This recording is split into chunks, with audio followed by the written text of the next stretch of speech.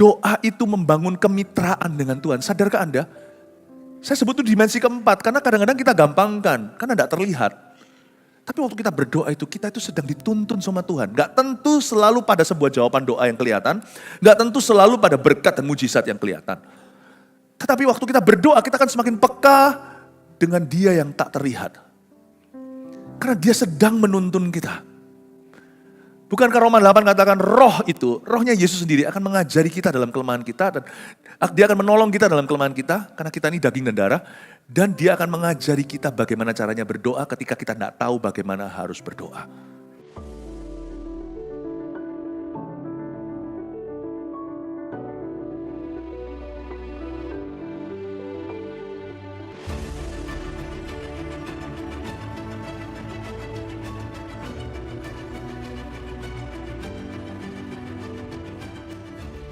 We are done with becoming just an ordinary Christian. Kami tidak mau lagi menjadi orang Kristen yang biasa-biasa, apalagi yang tidak berguna, yang suam-suam kuku, kehilangan kasih mula-mula, yang tidak punya tujuan selain hanya menyenangkan diri kami sendiri. Ampuni kami telah hidup begitu dangkal iman. Kami mau sungguh-sungguh mendalami Tuhan apa yang Kau punya bagi hidup kami yang pasti ya Tuhan Yesus, demi kerajaan-Mu. Urapi kami semuanya, urapi jemaat-Mu Tuhan. Apalagi menjelang super konferensi ini Tuhan. Kami mau mempersiapkan hati untuk menerima urapan yang baru, yang lebih besar. Dan it's not just for us, bukan hanya bagi kami, tapi bagi kerajaan-Mu Tuhan. Beri kami gairah, beri kami kerinduan untuk dipakai Tuhan. Tidak menjadi orang Kristen yang biasa, tapi menjadi saksi Kristus di mana-mana. Makasih Roh Kudus. Glory to your name, O Most High, Kaulah yang paling tinggi dan kami tinggikan di sini.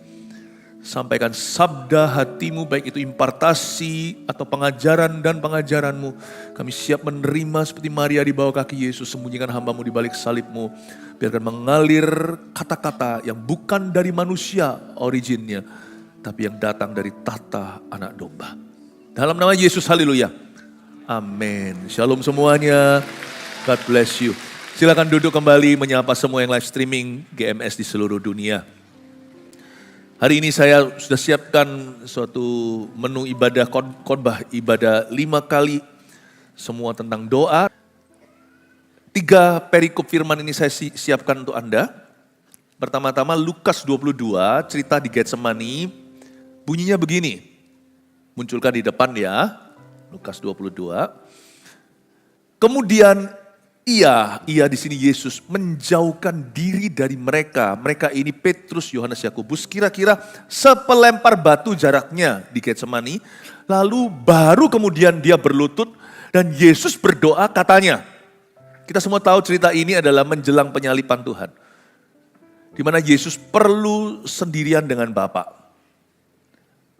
Perkara terbesar sepanjang sejarah segera ditorehkan.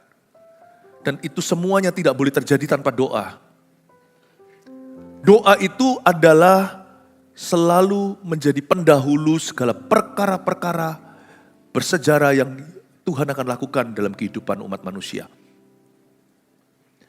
Dan Yesus demi supaya dia bisa berdoa, bisa konsentrasi penuh, dia menjauhkan diri dari murid-muridnya di Getsemani, kira-kira sepelempar batu. Jadi misalnya Anda ambil batu bukan terlalu besar, terlalu berat, atau terlalu kecil, terlalu enteng. Batu di tangan kita, batu kali misalnya itu, Anda lemparkan kuat-kuat, cukup jauh tuh. Dan Yesus memang memisahkan dirinya dari murid-murid yang dia bawa ke sana, yaitu Petrus, Yohanes, Yakobus. Karena Yesus saja perlu konsentrasi penuh, apalagi kita. Saatnya telah tiba. Bapa hendak melakukan sesuatu yang sangat-sangat luar biasa. Yesus mempersiapkan dirinya sebagai anak manusia. Dia anak Allah apalagi kita. Mari kita sekarang lihat 1 Raja-Raja pasal 13, ada cerita tentang seorang nabi dan seorang raja. Sesudah itu berkatalah ia, di sini Elisa, ambillah anak-anak panah itu, lalu diambilnya. Setelah diambilnya berkatalah Elisa kepada Raja Israel, pukulkanlah itu ke tanah. Lalu dipukulkannya 3 kali. Iersan. Kemudian ia berhenti. Next, ayat 19.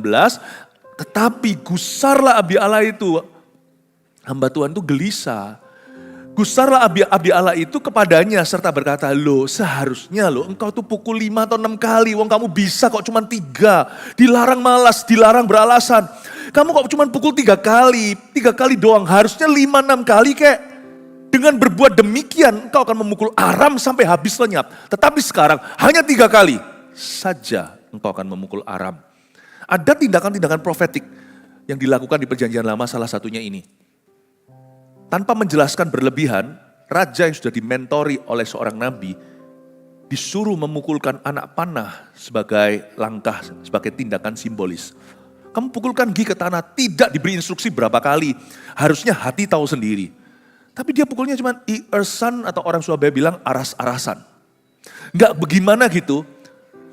Gelisahlah Nabi Allah itu, aku ini sudah mau mati ceritanya. Ini Elisa kan memang sudah ini kan kejadian di ranjang kematiannya. Kamu hanya pukul 3 kali, harusnya 5-6 kali. Kamu terus lebih garang. Kalau kamu tahu sesuatu itu benar, kamu kejar. Kalau kamu tahu sesuatu itu betul, kamu harus menginginkannya. Kalau kamu tahu lihat sesuatu itu dari Tuhan, kamu harus ada di sana. Pukulkan 5-6 kali, jangan hanya iersan 3 kali saja. Kalau kamu mau ikut Tuhan itu mesti radikal, bukan jadi ekstremis. Ekstrim itu berarti orang-orang yang fanatik tapi tidak punya tujuan. Yang orang yang ikut-ikut, yel-yel, ikut-ikut panas tapi nggak tahu ini untuk apa. Radikal itu artinya orang yang tahu purpose-nya. Dan dia tidak ragu, tidak bimbang, dan tidak bercabang. Dia tekadnya bulat. Kalau Tuhan berkata itu tujuanku, aku ada di situ. Gelisah Nabi ini. Zaman dulu biasa ya raja. Ya, raja kayu, raja besi. Raja emas, raja apa. Mereka itu digembalakan oleh nabi, digembalakan oleh imam. Dan dalam hati nabi itu berkata, aduh aku selama ini melatihmu, kamu kok juga tidak sungguh-sungguh ya. Sedangkan dari zaman Yohanes Pembaptis, kata Alkitab, kerajaan Allah itu diserong. Dan orang yang menyerongnya yang memperolehnya. Kata serong di situ itu banyak orang gak ngerti. Dari sejak Yohanes Pembaptis, untuk orang masuk dalam kerajaan sorga atau hal-hal yang serupa dengan hal-hal yang dari kerajaan Allah, orang itu harus hatinya bulat. Serong itu artinya orang yang bertekad bulat, orang yang kemauannya keras. Ya, bukan berarti orang yang keras ya, kemauannya keras, kemauannya sungguh-sungguh. Dan hanya orang yang maunya sungguh-sungguhlah yang akan memperoleh sesuatu.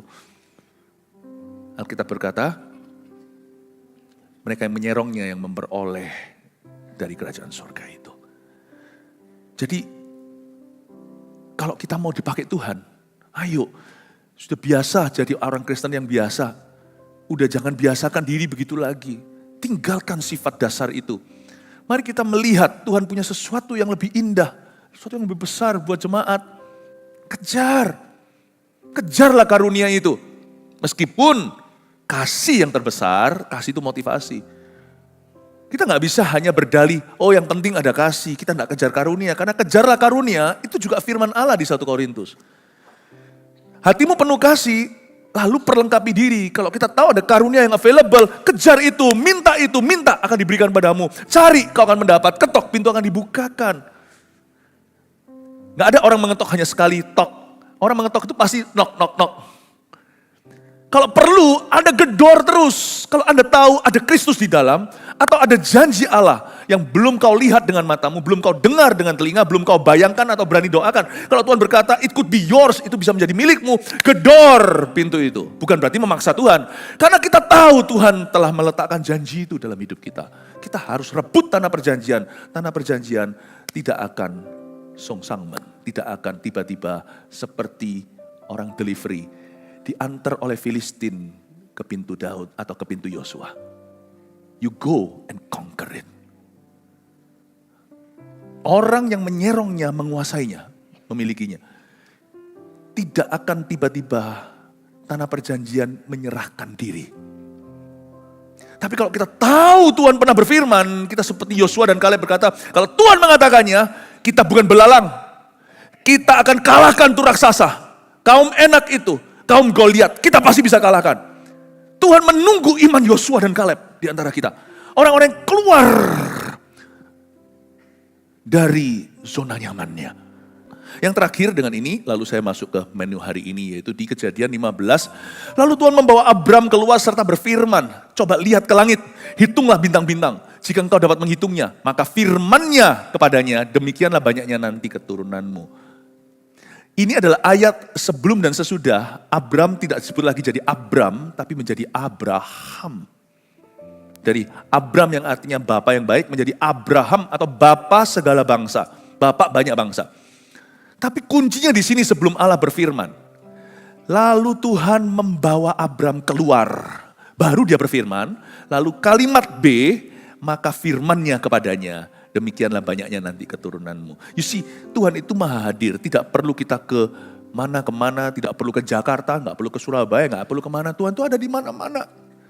Tapi Tuhan tidak selalu akan menyatakan kehadiran istimewanya di mana-mana. Ada yang namanya omnipresence atau kehadiran Tuhan di seluruh dunia. Tuhan juga ada loh di nightclub. Tuhan juga ada loh tempat kejahatan.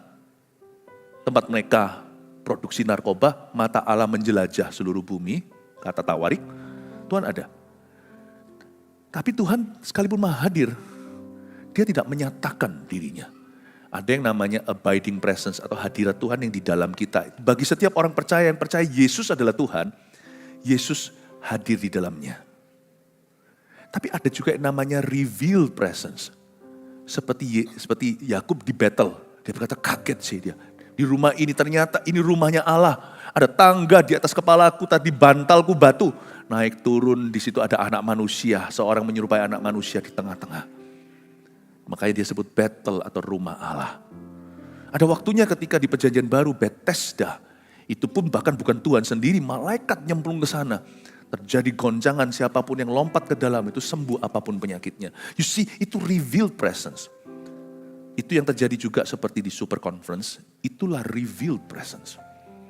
Tuhan membawa Abram keluar. Tidak sanggupkah Tuhan bicara kepadanya di dalam tenda? Tuhan bilang, no, Nih, orang Belanda bilang ya. Orang India bilang, nehi kusi he. Tidak, kamu mesti keluar, aku baru berfirman. Ada firman tertentu baru keluar ketika kita keluar dari zona nyaman kita. Dan Tuhan bilang sama dia, lihat itu bintang di langit, demikian banyak keturunanmu nanti. Di situ dia terima satu covenant with God atau perjanjian dengan Tuhan. Ada firman tertentu baru keluar ketika kita mesti keluar. Saat itu Tuhan mau mewahyukan dirinya lebih. Saya percaya itulah super konferensi kali ini. Amin. Mari kita masuk ke menu hari ini. The fourth dimension of prayer. Saya mau bicara tentang dimensi doa. Dimensi doa itu seperti dimensi keempat. 3 dimensi itu bicara soal dimensi panca indera atau manusia dengan semua indera mata, indera telinga, pendengaran, penciuman. Tapi doa itu adalah suatu alam roh yang tidak kelihatan. God is spirit. Where the spirit of God is, there is freedom. Allah adalah roh, di mana roh Allah ada, di situ ada kemerdekaan. Di dalam dimensi inilah Allah bertata. Dimensi doa. Nah, kebaktian pertama tadi saya ceritakan tentang Yesus mengundurkan diri ke tempat-tempat yang sunyi, itu signifikannya apa nanti dengarkan sendiri. Setiap kebaktian ini saling melengkapi, satu tidak bisa tanpa yang lainnya, ada hilang satu kaki. Mari sekarang kita lihat ayat ibadah yang kedua, turunlah meliputinya gelap gulita yang mengerikan. Kita buka sama-sama cerita di Kejadian 15 pula, ayat 10 sampai 14 saya bacakan. Diambilnya semuanya itu bagi Tuhan, dipotong 2, lalu diletakkannya bagian-bagian itu yang satu di samping yang lain, tetapi burung-burung itu tidak dipotong 2. Ketika burung-burung buas hingga pada daging binatang-binatang itu, maka Abram mengusirnya. Menjelang matahari terbenam, tertidurlah Abram dengan nyenyak, lalu turunlah meliputinya gelap gulita yang mengerikan. Firman Tuhan kepada Abram, ketahuilah dengan sesungguhnya bahwa keturunanmu akan menjadi orang asing dalam suatu negeri yang bukan kepunyaan mereka, dan bahwa mereka akan diperbudak dan dianiaya 400 tahun lamanya. Tetapi bangsa yang akan memperbudak mereka akan kuhukum, dan sesudah itu mereka akan keluar dengan membawa harta benda yang banyak. Katakan amin dulu untuk pembacaan Alkitab ini.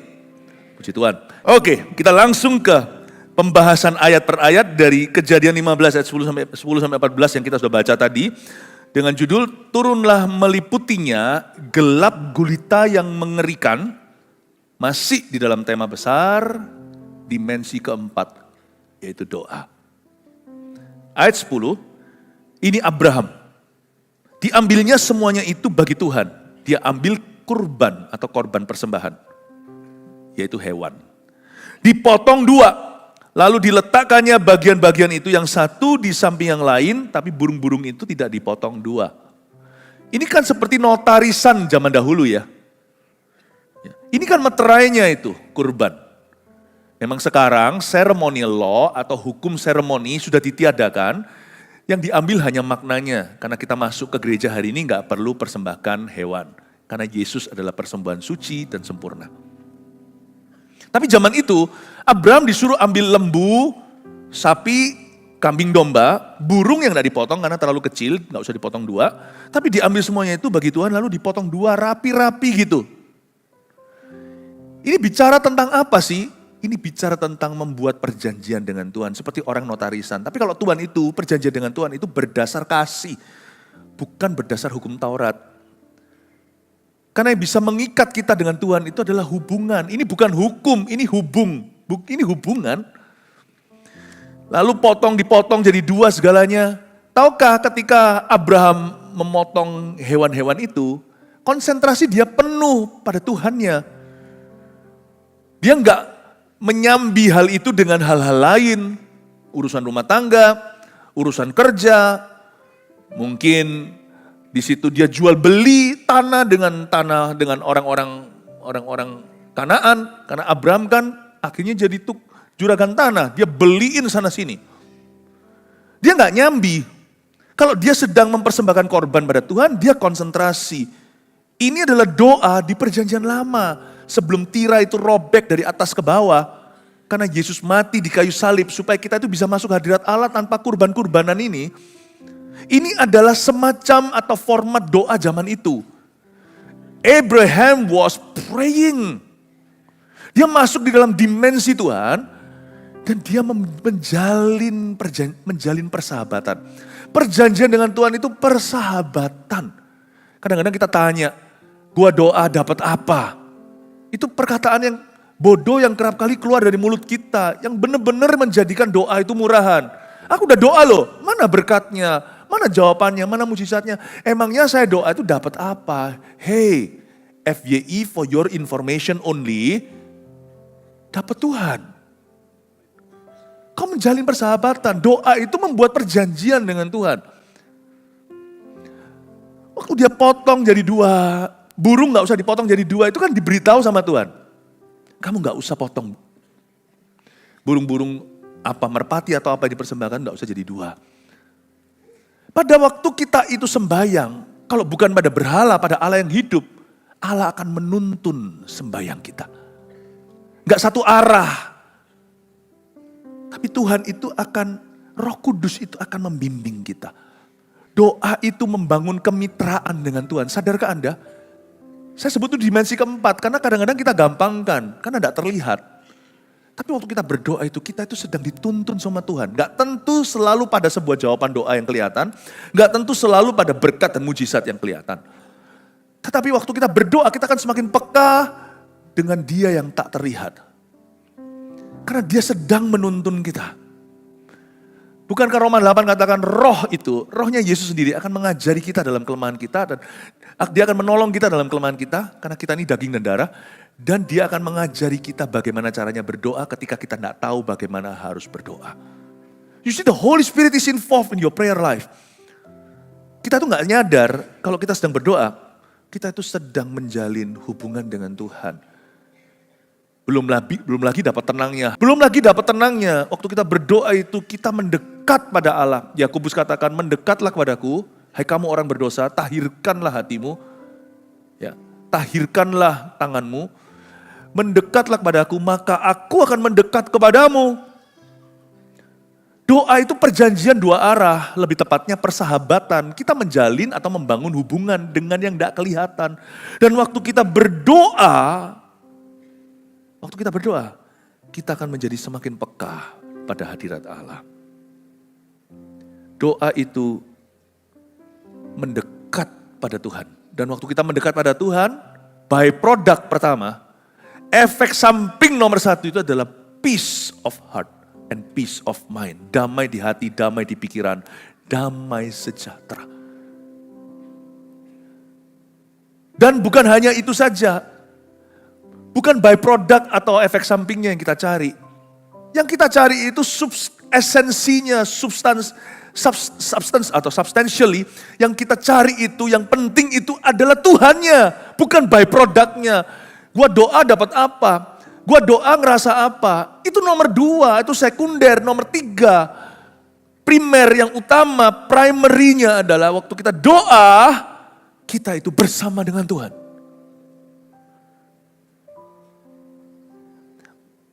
Makanya kalau kita bisa berkata, aku mengasihi Tuhan. Tapi kalau kita tidak membangun hidup doa kita, itu berarti you love Him, you don't like Him. Kita gak boleh berhenti sampai pengakuan iman. I love Jesus, aku mencintai Yesus. Oh, nanti ketika orang-orang menghina Yesus, kita jadi seperti Petrus. Orang pertama yang kedagingan ambil pisau, potong telinga orang. Maksud hatinya sih mulia, cinta Tuhan, tapi kelakuannya kedagingan. Karena memang dia tidak dikontrol oleh Tuhan. Kalau kita tidak berdoa, hawa nafsu yang akan menguasai kita. Naluri manusia, dimensinya sampai 3 aja, panca indera, yang gua lihat, yang gua dengar, yang kurasakan, itu yang gua lakukan. Bukan kehendakmu yang jadi, tapi kehendakku. Tapi Yesus masuk dalam dimensi itu, dimensi Bapa. Dia berkata, kalau boleh cawan ini berlalu, tapi aku tidak akan tunduk pada daging dan darah. Bukan kehendakmu ya Bapa, tapi kehendakmu yang jadi. Di dimensi Bapa itu, dia berserah penuh. I'll do it your way, not my way. Tidak sedikit orang yang mau perang demi Yesus, lalu bunuh-bunuhan. Dan mereka kira mereka melakukan sesuatu yang baik untuk Tuhan. Padahal Tuhanlah pada akhirnya yang mereka dugakan. Doa itu membuat kita jadi punya perjanjian dengan Tuhan. Doa membuat kita peka pada hadirat Allah. Doa itu menjalin persahabatan. Dan lebih dari itu, kemitraan. Di dalam doalah kita berpindah alam. Dari yang namanya seorang hamba yang hanya melakukan apa yang disuruh Tuhannya, menjadi seorang sahabat yang mengerti apa yang dilakukan oleh temannya. Aku tidak menyebut kamu lagi sebagai hamba, kata Yesus di Yohanes 15. Tapi seorang hamba tidak tahu apa yang dikerjakan oleh master atau majikan. Tapi aku menyebutmu sebagai sahabatku karena kau tahu mulai hari ini kau berteman dengan aku. Abraham bukan notarisan dengan Tuhan. Waktu dia belah dipotong jadi 2 itu, dia dan Tuhan seolah-olah seperti teman setara, padahal bukan. Makanya Tuhan menyebut Abraham my friend. Aku mau bakar Sodom Gomora pun aja, aku gak perlu permisi siapa-siapa. Tuhan kan Tuhan Allah semesta.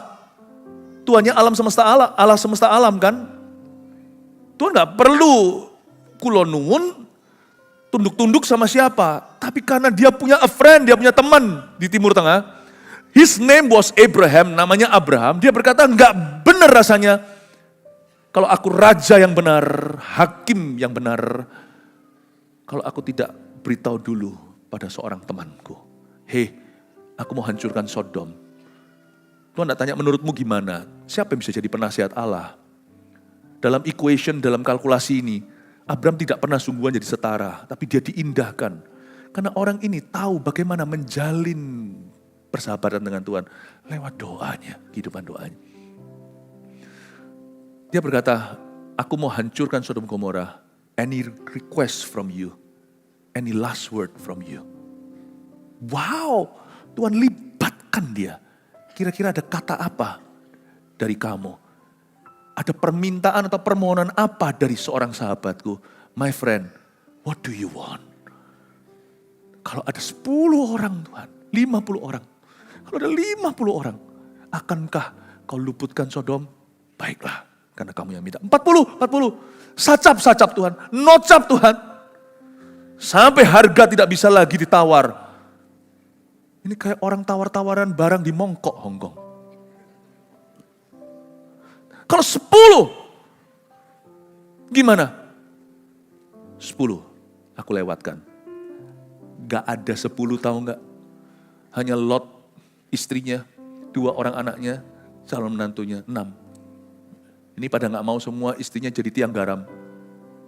Cuman Lot dan 2. Ini pun dikumpulin semua sak desa. Itu 2 menantunya, calon menantunya pasti nggak benar juga. Itu 2 anak juga nggak beres. Tahu kan nanti akhir ceritanya. Cuman ada 6 itu pun nggak beres semua. Tuhan luputkan, Tuhan tetap bakar Sodom Gomora. Tapi Tuhan selamatkan 6 ini karena seorang sahabat. 2 nggak mau, 1 jadi tiang garam, Tuhan selamatkan 3 akhirnya. Padahal Tuhan mau selamatkan 6. Karena seorang teman.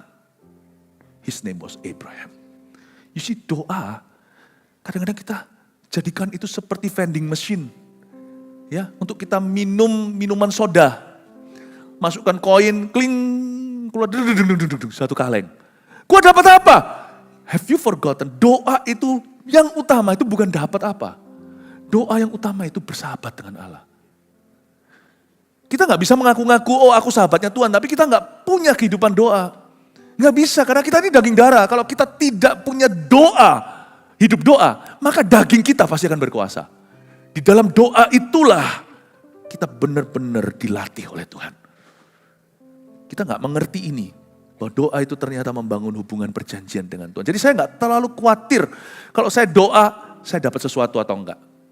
Saya doa itu pertama-tama sebelum saya minta, cari, dan juga ketok. Sebelum saya punya kebutuhan, doa tetap harus mendoakan kebutuhan kita.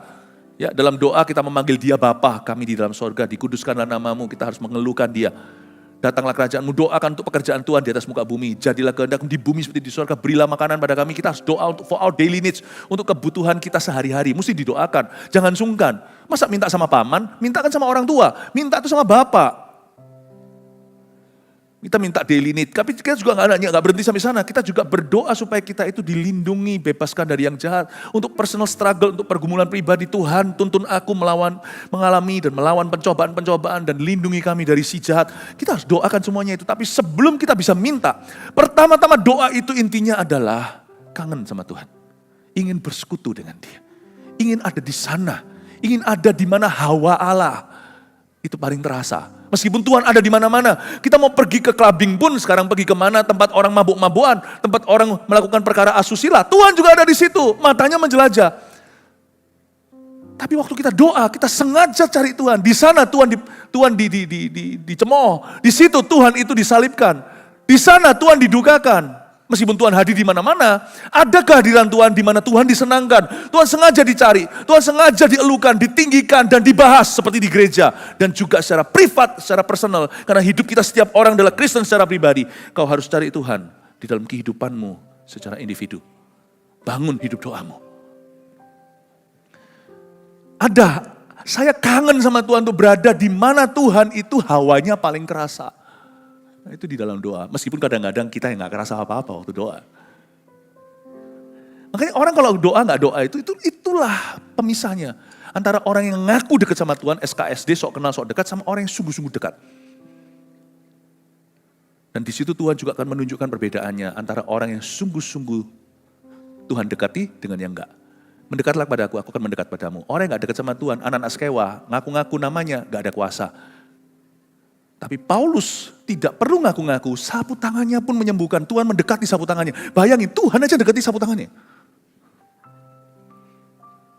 Apapun yang dijamah Paulus, menjadi berkesan bagi Tuhan.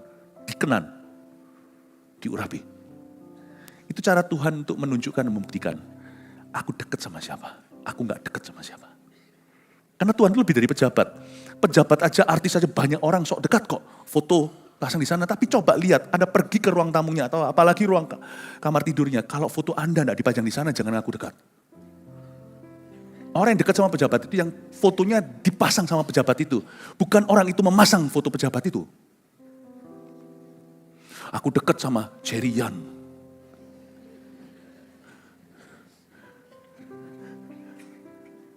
Ya kalau di dalam fotonya ada foto Anda, di dalam HP-nya tiba-tiba muncul screen-nya itu Anda. Nah, saya percaya. Kalau kita screen-nya itu Jerian, ya semua orang juga bisa. Really God is close to you? Saya tidak mengaku-ngaku saya dekat sama Tuhan, biar Tuhan yang bersaksi. Saya rindu Tuhan. Tugas saya hanya satu, merindukan Tuhan. Udah itu aja. Dan orang yang dekat sama Tuhan ya salah satu tandanya tidak akan sumpah serapah apalagi nggak akan. Sumpah pun tidak. Sumpah. Iyanya adalah ya, tidaknya adalah tidak. Dan Tuhan akan serta dengan keputusannya dan kata-katanya.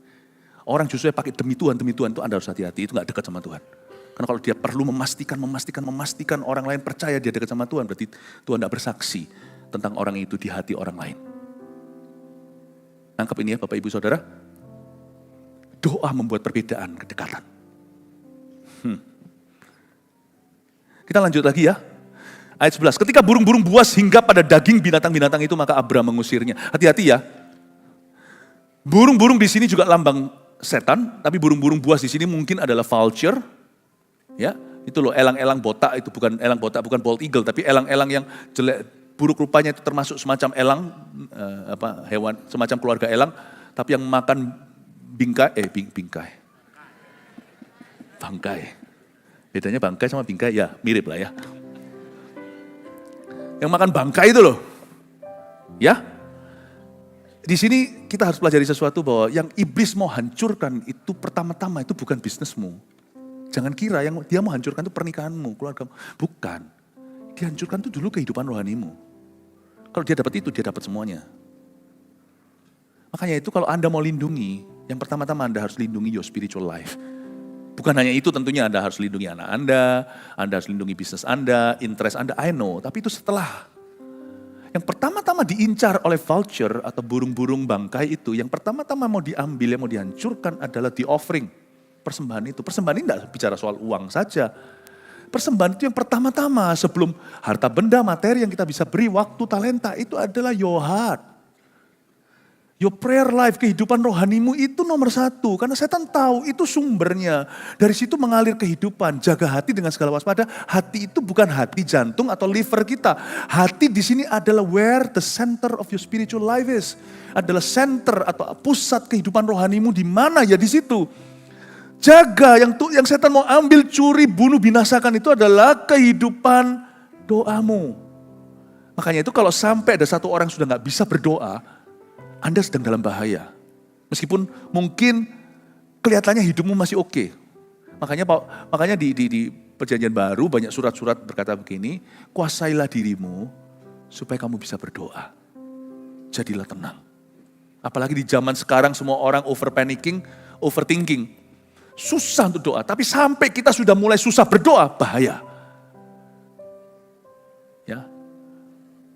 Untuk mengerti temperatur hidup Anda itu sedang masih oke, biru oranye atau mulai mulai merah itu Anda bisa lihat langsung dari kehidupan doa Anda. Kalau doa Anda mulai hati-hati. Hidup Anda mungkin sedang berdarah-darah, tapi kalau kehidupan doa Anda di tengah-tengah itu megah, kuat, kokoh, apapun terjadi, percayalah everything can bounce back. Bisa rebound, apapun yang hilang bisa kau cari lagi. Semua yang patah terkulai, yang putus tidak akan patah terkulai. Sumbu yang pudar nyalanya tidak akan dipadamkan. Kalau hidup doa Anda di tengah itu, mesbah tidak goyah. Dan from there, dari situlah Tuhan bisa memulihkan segala sesuatu. Tapi kalau itu runtuh, semua yang kau punya itu percuma, cepat lambat akan digerus waktu. Jaga daging binatang-binatang itu. Menjelang matahari terbenam, tertidurlah Abram dengan nyenyak. Lalu turunlah meliputinya gelap gulita yang mengerikan. Loh, orang doa kok nggak dikasih good news only atau kabar baik saja. Ternyata tidak selalu ketika kita masuk hadirat Allah mau tahu. Tuhan akan beritahu semua yang hanya manis-manis atau yang cakep-cakep. Karena Tuhan punya firman itu tidaklah sebuah pantun. Kalau pantun orang bisa berkata sekalimat cakep. Don't you think hari-hari ini pantun terlalu di-abuse? Semua orang mau berpantun karena tidak tahu mau ngomong apa. Cakep. Kalau Tuhan ngomong sama Abram, tiba-tiba ada gelap gulita yang mengerikan. Lalu Tuhan bilang apa? Ayat 13, firman Tuhan kepada Abram, ketahuilah dengan sesungguhnya bahwa keturunanmu akan menjadi orang asing dalam suatu negeri yang bukan kepunyaan mereka. Dan bahwa mereka akan diperbudak dan dianiaya 400 tahun lamanya. Cakep. Enggak ya rasanya ya. Tiba-tiba kalau Tuhan wahyukan sesuatu yang negatif sama Anda. Masa Anda bilang cakep? Tuhan bilang sama Abram, ini kan persembahan. Abram lagi jaga persembahannya, dia sedang berdoa. Tiba-tiba gelap gulita yang mengerikan, bukan hanya gelap ya, tapi mengerikan pula. Itu meliputi dia, turun meliputi dia. Ini bukan ditindih setan seperti beberapa orang kalau tidur diserang sama roh jahat. Ini tiba-tiba ada satu gelap gulita yang mengerikan, rohnya itu dibuat peka tahu apa yang akan terjadi, tantangan di depan. Dan Tuhan tidak bumbui manis-manis. Tuhan beritahu apa adanya. Saya suka tentang Tuhan adalah satu hal. Yang membuat Tuhan beda sama setan. Setan itu selalu manis di depan, reklame doang. Ujungnya kepahitan. Tuhan itu beritahu apa adanya di depan. Lu suka, lu enggak. Dan waktu Tuhan beritahukan kepadanya, kamu nanti harus tahu ya, keturunanmu itu akan jadi orang asing dalam suatu negeri. Waduh, Tuhan bilang, aku akan punya anak, aku jadi bapak segala banyak bangsa. Lah terus nanti anakku akan diperbudak. Aduh Tuhan tuh ngomong apa adanya. Bahwa keturunanmu akan menjadi orang asing dalam suatu negeri yang bukan kepunyaan mereka. Dan bahwa mereka akan diperbudak dan dianiaya 400 tahun lamanya. Itu kalau saya jadi Abraham, gelek. Tapi karena Abraham berdoa, dia sudah jadi sahabat Allah. Dia tahu sahabatnya seperti apa. Dia bukan hamba yang gak tahu apa yang dikerjakan majikannya. Dia seorang teman. Dia paham hati sahabatnya. Dia tidak panik. Belum punya anak. Tuhan masih menjanjikan keturunannya. Sudah beritahukan nanti keturunannya. Cicit-cicitnya. Itu semua akan diperbudak dianiaya 400 tahun namanya. Kira-kira gimana responmu kalau Tuhan memberitahu sesuatu yang buruk? Tapi karena Abraham sudah terlatih, maka bunyinya begini. Tidak semua yang Tuhan sampaikan nanti ketika ada doa itu selalu yang cakep, selalu yang pleasant, selalu yang pretty, selalu yang indah, selalu yang manis. Tapi karena Tuhan kita manis, semua yang pahit pun cepat lambat manis. Orang yang berdoa akan selalu pada akhirnya melihat janji Tuhan, bukan tantangan. Kita lihat ayat 14, dengan ini saya selesai. Tetapi bangsa yang akan memperbudak mereka akan kuhukum. Dan sesudah itu mereka akan keluar dengan membawa harta benda yang banyak. Doa itu membuat kita lihat janji, bukan lihat pencobaan. Doa menolong kita untuk melihat the power of God, kuasa Tuhan, bukan lihat besarnya musuh kita. Saya kasih satu kesaksian sederhana, pukul 5 bulan Desember 1997. Saya sudah beli tiket untuk pulang ke Indonesia, tanpa menyangka tiket yang saya beli itu tertanggalkan, sudah di-issued 14 Mei 1998. Nah pagi-pagi Desember itu kalau di Kanada, itu waktu saya sudah nggak sekolah, saya lulus tahun 96, tapi saya sudah pelayanan secara volunteer di sana, membantu pendeta saya di sana, dan melakukan banyak pekerjaan sukarela. Lalu 98, itu kalau Desember di Kanada itu winter. Dan Kanada itu kayak kulkas, dingin sekali. Di tempat saya tinggal itu yang paling hangat, Provinsi British Columbia. Ya, itu yang paling hangat. Kalau yang lain-lainnya itu sudah minusnya sampai 20, kadang-kadang yang ekstrim bisa sampai anginnya sampai minus 40. Tempat kami itu hangat, tempat saya tinggal dulu itu paling dingin cuman minus 1. 0. Tapi gelap pukul 5, pukul 8 pun masih gelap. Singapura pukul 7 masih gelap. Indonesia nih mataharinya rajin. Ya. Pukul 5 dia mulai ketip. Setengah 6 dia sudah melek semuanya itu. Ya. Jadi pukul 7, 8 gitu masih gelap tuh. 8 itu masih gelap dan cepat gelap juga. Nanti pukul 4 sore gitu sudah mulai gelap. Benar-benar kita hidup malam terus itu. Ya. Jadi waktu saya jam 5 itu saya dibangunkan oleh tangan yang lembut menepuk pundak saya, wake up. Saya umur berapa waktu itu? Masih umur 23.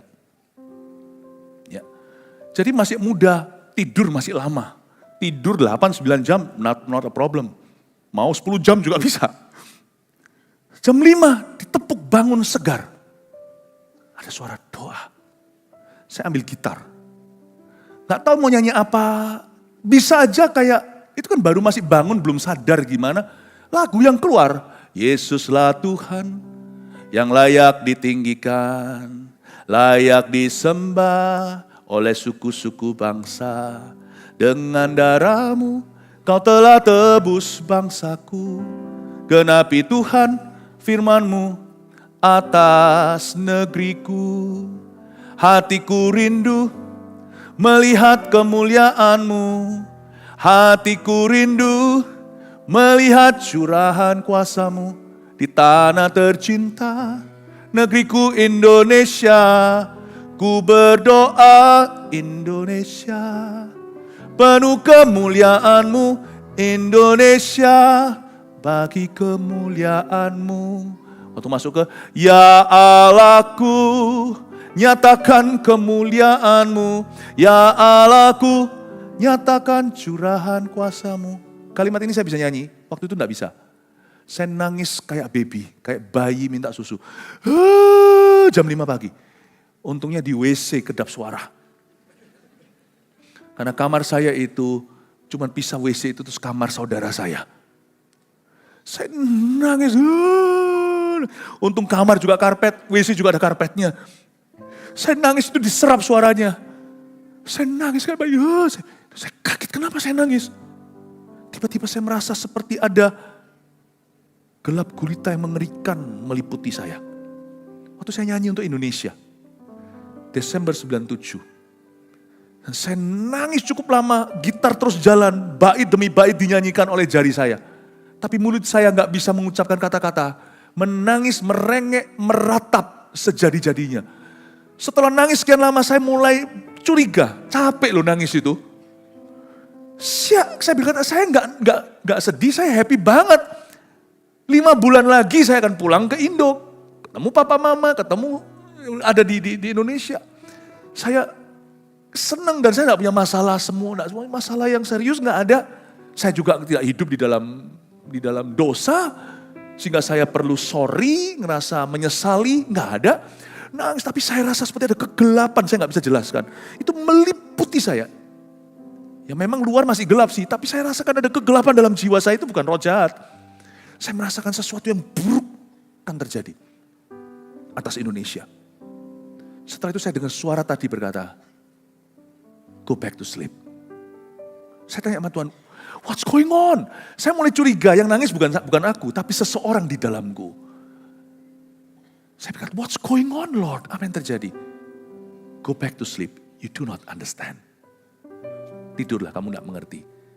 13 Mei kerusuhan. Tanggal 14-nya saya terbang, pulang ke tanah air. Semua orang bilang, are you crazy? Yes, I'm crazy for Jesus.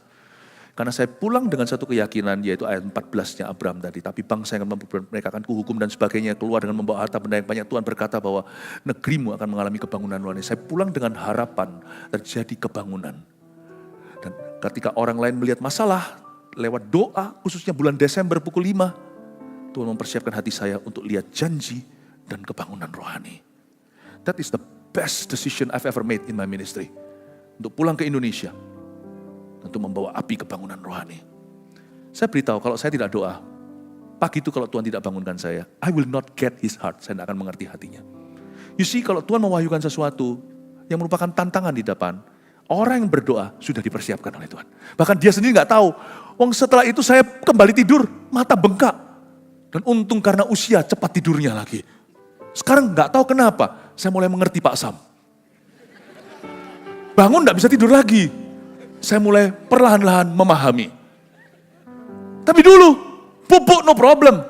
Roh Kudus bilang sama saya, go back to sleep.